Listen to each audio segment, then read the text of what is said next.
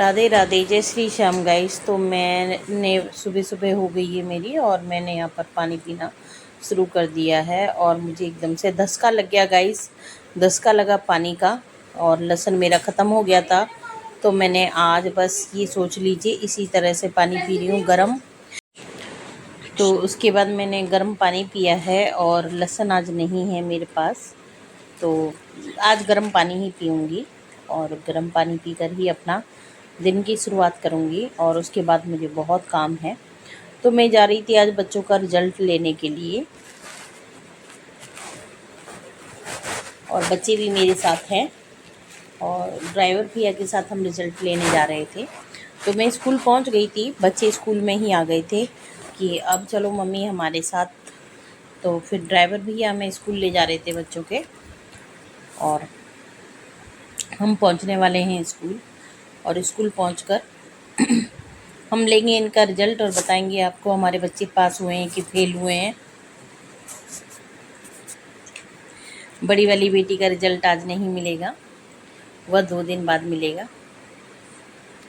और छोटी वाली बेटी का और बड़ी मतलब रूही का, मतलब मेरे देवर की बेटी का रिजल्ट मिल गया, दोनों पास हो चुकी हैं।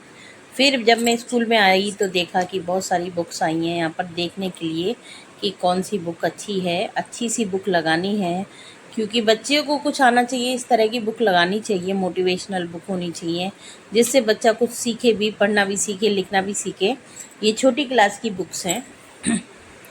और ये तो सिर्फ एक दोष हो जाता है कि स्कूल वाले बुक्स भी देते हैं और बाहर वाले, तो फिर ऐसा नहीं है गाइस। क्योंकि जो मुझे ऐसा लगता है कि जो स्कूल वाले ठीक से आपको दे देते हैं, वो बाहर वाले और भी ज़्यादा महंगी करके देते हैं।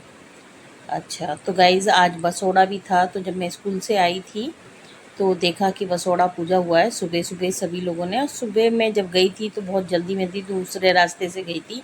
तो ये बसोड़ा वहाँ पर पूजा जाता है जहाँ पर होली जलाई जाती है। तो ये काफ़ी गर्मी है, और ये कुत्ता यहाँ पे लेटा हुआ है, और ठंडी ठंडी रेत पर, वो गीली थी रेत, और मैं आ गई थी घर पर और थोड़ी देर बैठ के रिलैक्स किया, क्योंकि काफ़ी धूप थी।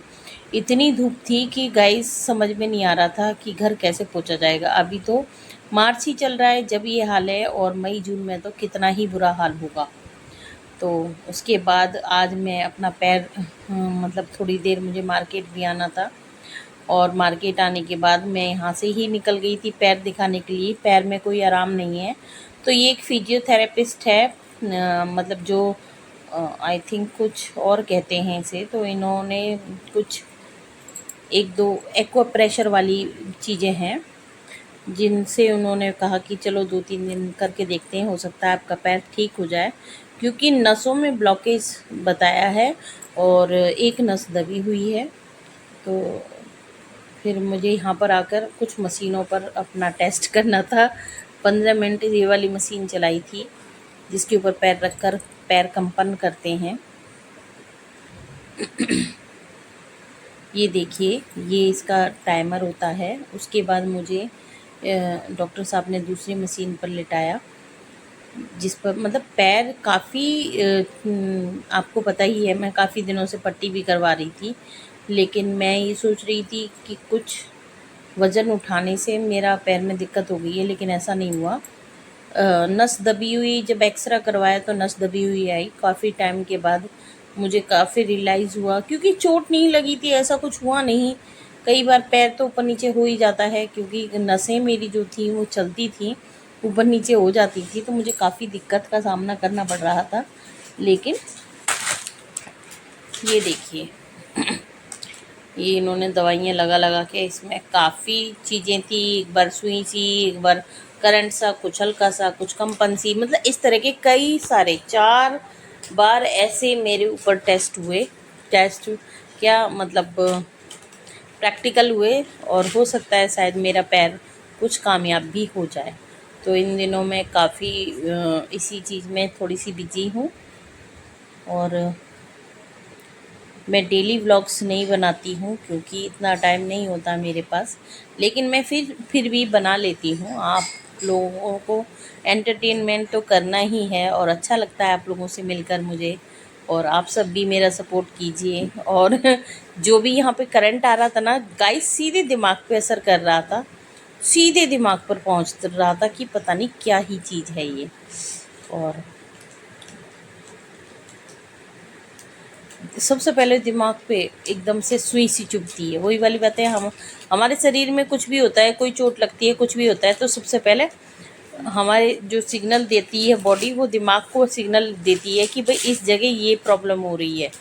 तो वही आज मुझे फील हो रहा है काफ़ी हद तक। फिर ये दूसरी वाली मशीन थी, 2-3 तरह से इन्होंने मुझे झटके दिए बिजली के और कुछ एक्वा प्रेशर वाली हाथ में भी की, वो मैं वीडियो बनाना भूल गई क्योंकि हाथ में था वो प्रॉब्लम। हाथ से हर एक नस में, हर एक उंगली की साइड में जो होती है ना नसें, वहाँ पर। ये देखिए गाइस, काफ़ी हद तक मुझे आराम सा लग रहा था, पर ये है आराम जब तो हो जाता है, बाद में नहीं हो पाता है। तो इसलिए मैं बस ये सोच रही थी कुछ भी करके मतलब मैं ठीक हो जाऊं। और ये वाली मशीन बहुत ही ज़्यादा रिलैक्सेबल थी, और ये भैया ने काफ़ी इससे बहुत देर तक मसाज की मेरी। देखो पैर ठीक हो जाए, ईश्वर करे, बस मैं तो यही चाहूँगी। और अगर इससे मुझे कुछ फ़ायदा हुआ तो मैं आप सबको भी यही सलाह दूंगी। फ़िलहाल तो मैं एक्सपेरिमेंट पे चल रही हूँ कि भाई कोई सा भी काम आ जाए। इससे पहले मैंने प्रमोद भैया से पट्टी भी करवाई है। देखिए आराम तो दर्द में काफ़ी हुआ था, लेकिन नस जो है मेरी इधर उधर चलती थी वो आराम सा नहीं दिख रहा था, उसमें थोड़ी सी दिक्कत हो रही थी मुझे। और काफ़ी अच्छा लग रहा था यहाँ पर। ये वाली मशीन जब भैया लगा रहे थे मुझको तो काफ़ी रिलैक्स फील हो रहा था, ऐसा लग रहा था पूरी बॉडी को बहुत आराम मिल रहा है। पैर बिल्कुल, थकान सी भी उतर गई पैरों की। बहुत अच्छा लगा ये लगवा कर।